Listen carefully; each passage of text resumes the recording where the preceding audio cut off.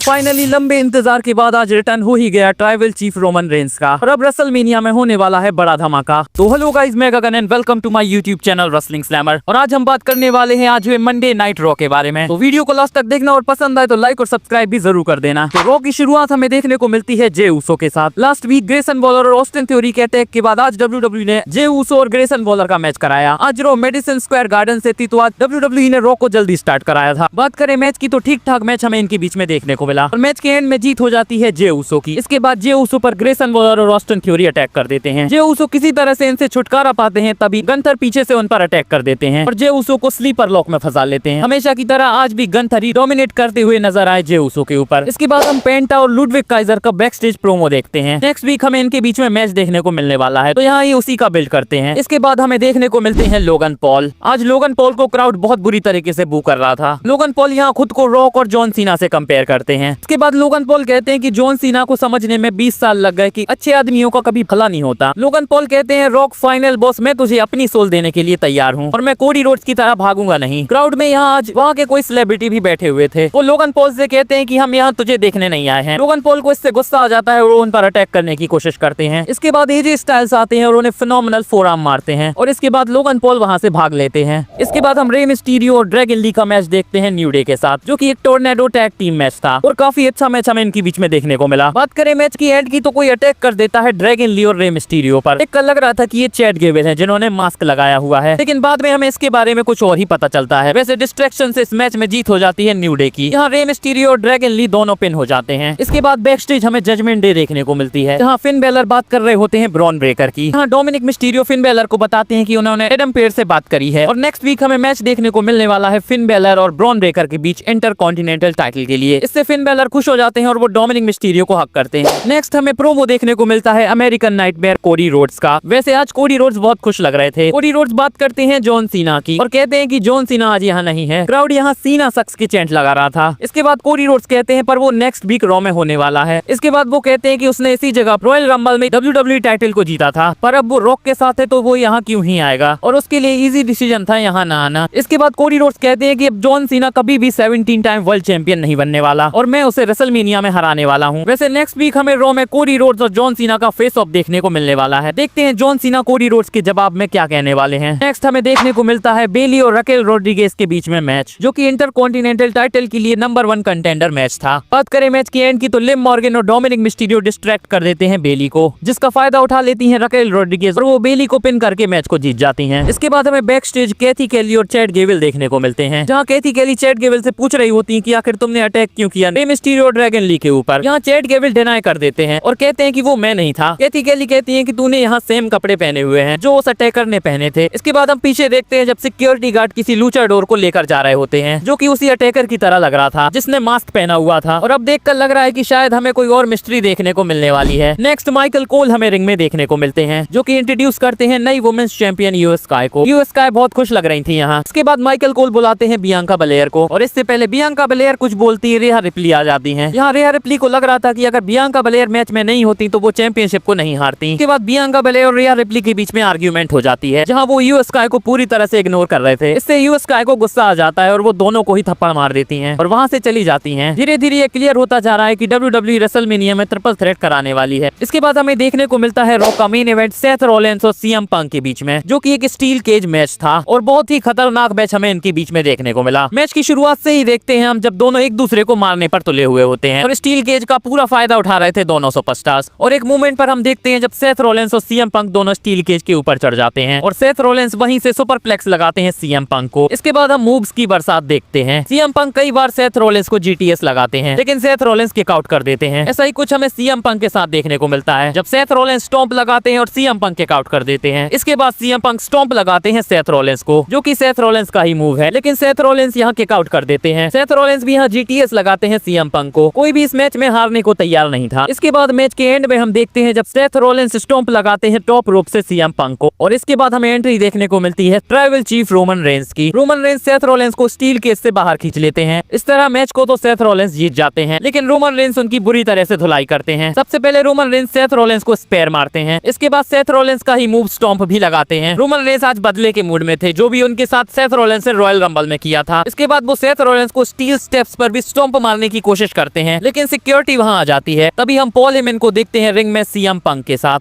इसके बाद Roman ring में जाते हैं और सीएम पंक को भी बजाते हैं। यहाँ पॉल हेमन की एक्सप्रेशन देखने वाले थे। तो फाइनली रोमन रेंस के रिटर्न के बाद अब क्लियर हो चुका है कि रेसलमेनिया में हमें ट्रिपल थ्रेट देखने को मिलने वाला है। अब हमें सेथ रॉलिंस, सीएम पंक और रोमन रेंस की फ्यूड आगे कंटिन्यू होते हुए दिखने वाली है। तो कमेंट में बताओ आपको आज की रो कैसी लगी। बाकी मेरी ये वीडियो अच्छी लगी हो तो प्लीज से लाइक कर दो और मेरे चैनल रेसलिंग स्लैमर को सब्सक्राइब भी कर दो और बेल आइकन को भी दबा दो ताकि मेरी वीडियो की अपडेट आप तक पहुंचती रहे। मिलते हैं नेक्स्ट वीडियो में, धन्यवाद।